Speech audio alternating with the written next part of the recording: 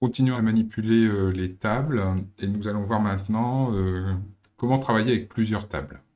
Donc nous allons commencer par voir une fusion de tables, c'est-à-dire concaténer des enregistrements, concaténer des tables, c'est-à-dire rajouter des enregistrements. Euh, donc nous avons Pierre et Marie qui ont leur carnet de contacts avec un certain nombre d'informations. Donc ici il y a donc 4 descripteurs, nom, prénom, téléphone et email. Donc Marie a les mêmes descripteurs, pas forcément dans le même ordre, mais on verra que pour l'instant c'est pas du tout gênant, et avec des enregistrements. Alors certains sont communs et certains pas. Et l'idée c'est de construire un seul carnet avec les enregistrements. Bien sûr, on ne va pas dupliquer, on voudrait que les enregistrements qui se trouvent être les mêmes ne se retrouvent qu'une fois dans la table commune. Déjà, c'est une première difficulté. Donc, il faut bien faire attention que dès qu'on va travailler avec plusieurs tables, vont arriver plusieurs difficultés potentielles que j'ai listé quelques-unes de ces difficultés ici. Donc, la première, c'est est-ce que deux enregistrements représentent effectivement la même information? Donc, dans le cas qui nous intéresse, avec nos deux carnets d'adresses, on voit par exemple ici qu'on a un Deran Michel, qu'on retrouve ici, Michel Deran. On peut se poser la question, s'agit-il du même Michel Deran? Donc cette question de l'égalité entre deux enregistrements est légitime, surtout si on n'a aucune précision sur ces enregistrements. Par exemple ici, on ne sait pas si le nom et le prénom sont discriminants pour les enregistrements que nous avons. On verra en base de données que, donc dans le cours, dans le module base de données, on verra qu'en général, les enregistrements ont un champ supplémentaire qui est une clé euh, qui permet justement d'identifier de façon sûre et unique chacun des enregistrements. Donc ici, si on avait une clé, un identifiant unique pour chaque personne, imaginons que ce soit par exemple le numéro, l'entier qui a été rajouté ici par mon notebook. Donc si 1, c'est l'identifiant correspondant à la personne de rang Michel, et que dans la table de Pierre, ce 1 soit aussi l'identifiant, donc là on serait sûr qu'effectivement, de rang Michel, c'est la même personne puisqu'il a le même identifiant. Bien sûr, il faudrait donc que ici, l'identifiant 2 correspond aussi à la même personne, mais 3, par exemple, correspond à la personne Julie Brémond chez Pierre, et elle correspond à la personne Luc Ménat chez Marie. Donc ici, évidemment, nos numéros ne sont que des numéros de ligne et ne correspondent pas du tout à des identifiants, à des identifiants uniques pour les personnes. En tout cas, cette notion de clé, et donc notamment de clé primaire, va arriver, et nous la verrons dans le cours de base de données, et elle n'est pas présente ici. Donc nous avons des tables simples, sans clé. Il faudra simplement savoir ce qui correspond à une clé, c'est-à-dire ce qui discrimine exactement, de façon sûre, chacun des enregistrements. Par exemple, on va prendre ici comme clé le couple nom-prénom. Donc on va supposer que Michel Deran et Deran Michel sont la même personne et qu'on va donc bien pouvoir fusionner leurs informations. Donc ça, c'est la première difficulté. La deuxième, c'est les éventuels conflits sur les valeurs d'un même descripteur. Ici, le cas ne se présente pas, donc je n'ai pas fait de cas où, par exemple, euh, l'email de Rand Michel serait différent dans la table de Pierre et dans la table de Marie. La question se poserait alors de euh, la validité de l'un ou l'autre des deux mails. Ou peut-être qu'il faudrait garder les deux d'ailleurs. Donc il n'y a pas ce cas-là qui se présente, mais il faut savoir qu'effectivement, lorsqu'on va concaténer des tables, on pourrait être amené à se poser la question, pour un descripteur, on a deux valeurs distinctes présentes, et quelle est la solution qui est adoptée. Enfin, troisième problème auquel il faudra faire attention, c'est l'ordre des clés. Mais ce problème, on en reparlera, puisqu'il va surtout intervenir au moment de l'écriture du fichier.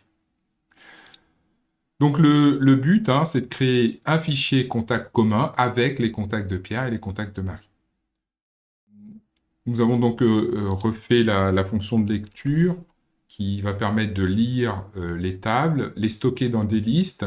Et ici, nous avons un petit peu modifié par rapport aux versions précédentes en rajoutant en retour de fonction la liste des descripteurs, la liste des clés, des dictionnaires. Donc ici, nous allons donc lire le carnet de contact de Pierre. Dans la variable clé P, nous stockons donc les clés que nous retrouvons ici, donc nom, prénom, tel et email. Et dans la variable que j'ai appelée LP, L pour rappeler que c'est une liste, nous avons donc le carnet de contact de Pierre. Donc nous allons vérifier le contenu, puisqu'il n'est pas grand. Voilà, donc dans LP, nous avons bien la liste des enregistrements, donc des dictionnaires qui correspondent aux enregistrements des contacts de Pierre. Nous faisons la même chose avec les contacts de Marie. Et pareil, nous pouvons vérifier que nous avons bien la liste de ces contacts. Maintenant, pour la fusion, donc ce qu'on voudrait faire, on pourrait faire en première solution, ce serait de simplement concaténer au sens de Python, au sens des séquences de Python, concaténer les deux listes LP et LM. Et dans un second temps, faire la chasse aux doublons et supprimer les doublons éventuellement en fusionnant les données. Par exemple ici, si on fusionne et qu'on regarde l'enregistrement correspondant à Deran-Michel, on se rend compte que si on a l'information de téléphone sur le carnet de Pierre, on ne l'a pas sur le carnet de Marie. Et donc en fusionnant et en supprimant les doublons, il va falloir évidemment garder l'endroit où on a l'information et pas cette information vide. Donc ça, c'est une première solution, ça oblige à faire la chasse aux doublons. Une deuxième possibilité serait d'avoir non pas une liste comme structure pour un des deux contacts, une des deux listes, au lieu d'avoir une liste, d'avoir un dictionnaire. Et donc, c'est ce que nous allons faire. Donc ici, une petite fonction qui prend une table sous forme de liste et qui va construire un dictionnaire, une copie donc des entrées, en ayant un dictionnaire. Donc ici, par exemple, le nom et le prénom peuvent servir de clé, puisqu'on a dit que on prenait comme simplification que le nom et le prénom étaient discriminants, qu'il n'y avait pas d'homonyme, il n'y a pas de Michel Durand dans les tables.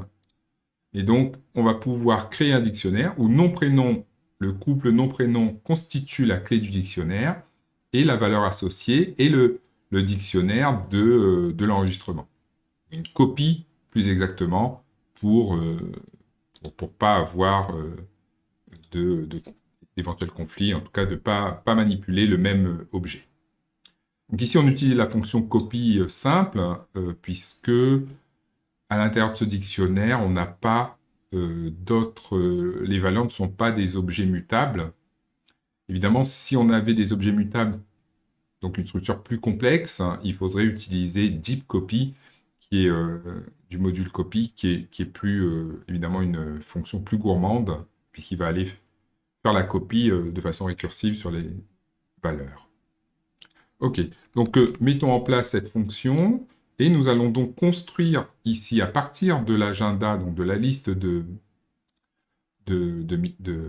Pierre, nous allons construire le dictionnaire commun. Alors, dans un premier temps, ce dictionnaire commun sera simplement une copie de la liste des contacts de Pierre. On le voit ici, voilà, nous avons un dictionnaire. La clé, c'est un couple nom-prénom, donc ici Deran-Michel, et la valeur associée, le dictionnaire, qui était déjà présent dans la liste. Très bien. Et donc maintenant, à partir de ce dictionnaire, nous allons faire donc une petite fonction qui prend donc un dictionnaire qui est censé être le dictionnaire commun, et c'est ce dictionnaire que nous allons venir compléter des informations de la deuxième table. Donc, le premier argument de notre fonction, c'est le dictionnaire qui va être modifié, enrichi donc, et le deuxième argument, c'est la liste des enregistrements qui vont venir nous aider à enrichir le dictionnaire. Il nous faut également, nous le verrons, la liste des descripteurs. Donc l'idée, c'est de parcourir simplement la liste qui est en deuxième argument, de récupérer ce qui constitue pour nous une clé, c'est-à-dire donc un nom et un prénom, et de tester. Si ce nom et ce prénom apparaissent dans le dictionnaire, c'est qu'il faut mettre à jour éventuellement ces champs. Donc nous parcourons, avec une simple boucle for, nous parcourons les descripteurs, c'est pour ça qu'ils sont là.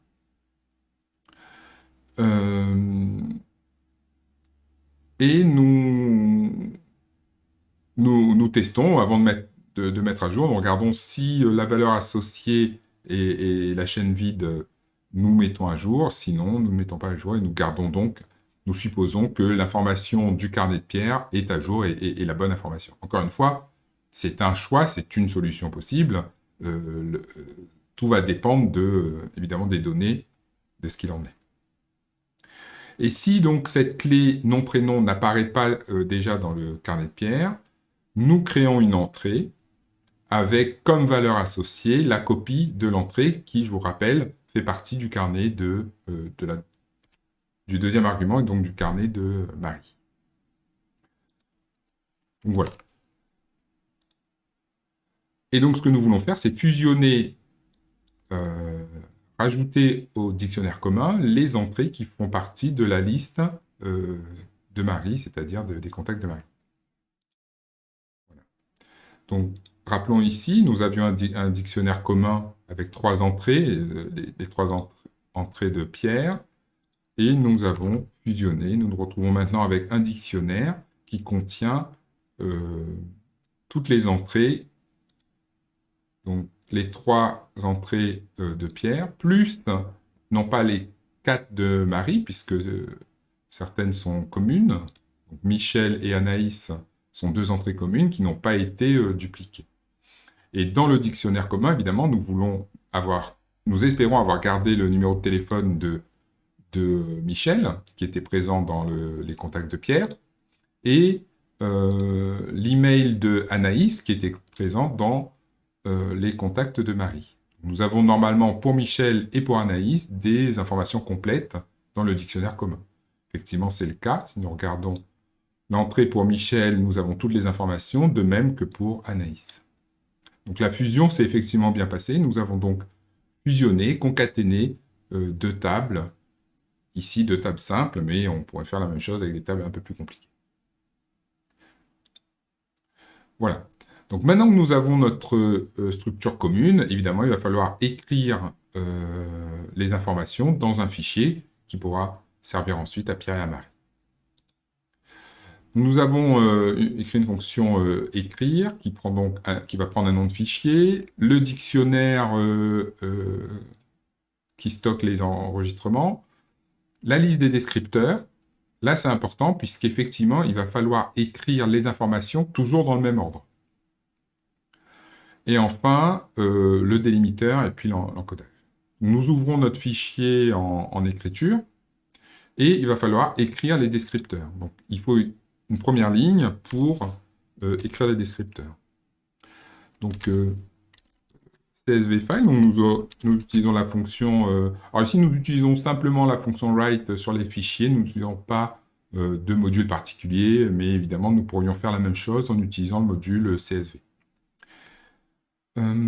Donc ici, nous allons écrire une chaîne de caractères qui va être constituée de l'ensemble des descripteurs séparés, alors ici, par un point-virgule.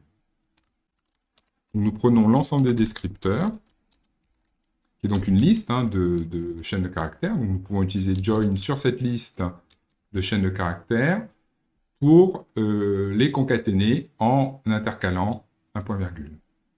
Tout simplement. Et comme le write ne rajoute pas, contrairement au print de retour à la ligne, nous allons explicitement mettre un retour à la ligne. Voilà. Voilà pour l'écriture de cette première ligne, donc l'écriture des descripteurs, hein, donc nom, prénom, tel, comme, et email, comme ici. Et maintenant que nous avons écrit cette première ligne, il nous faut parcourir l'ensemble des valeurs du carnet pour écrire chacun des enregistrements en ligne. Donc une petite boucle sur, on va les appeler enregistrements, puisque ce sont. Donc, enregistrement. Donc nous parcourons les valeurs du carnet.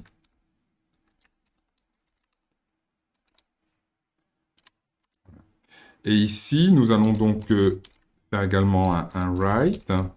Donc, qu'est-ce que nous voulons écrire, sur quelle ligne nous voulons former? Alors, toujours séparé par des points-virgules. Nous allons évidemment utiliser le join, qui est quand même bien pratique. Et ce que nous voulons, c'est obtenir les valeurs de l'enregistrement. Ici, j'ai écrit un peu n'importe quoi. Enregistrement in. Voilà. Donc, pour enregistrement in des carnets.values, ce que nous voulons, c'est... l'enregistrement, je vous rappelle, c'est un dictionnaire. Nous voulons la valeur de la clé pour ce dictionnaire. Et la clé, où est-ce que nous la prenons? Nous la prenons évidemment parmi les descripteurs.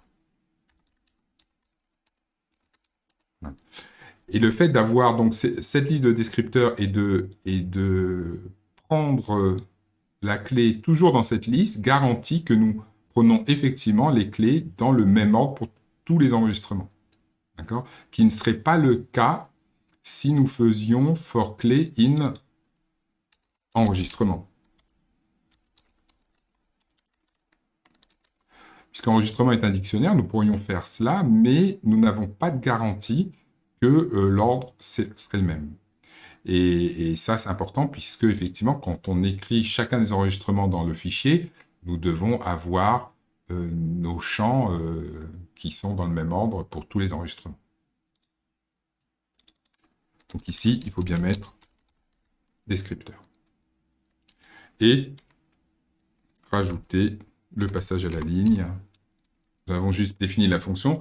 Et donc, nous allons l'appeler sur commun.csv pour créer le fichier, effectivement, commun.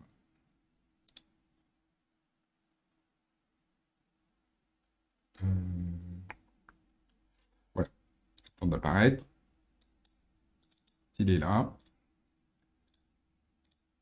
Et nous avons bien notre fichier commun avec les enregistrements communs à Pierre et à Marie. Voilà, nous allons dans une seconde vidéo sur la manipulation multiple de tables, voir comment nous pouvons fusionner les tables, faire des jointures en fait, pour ajouter non pas des enregistrements, mais des champs.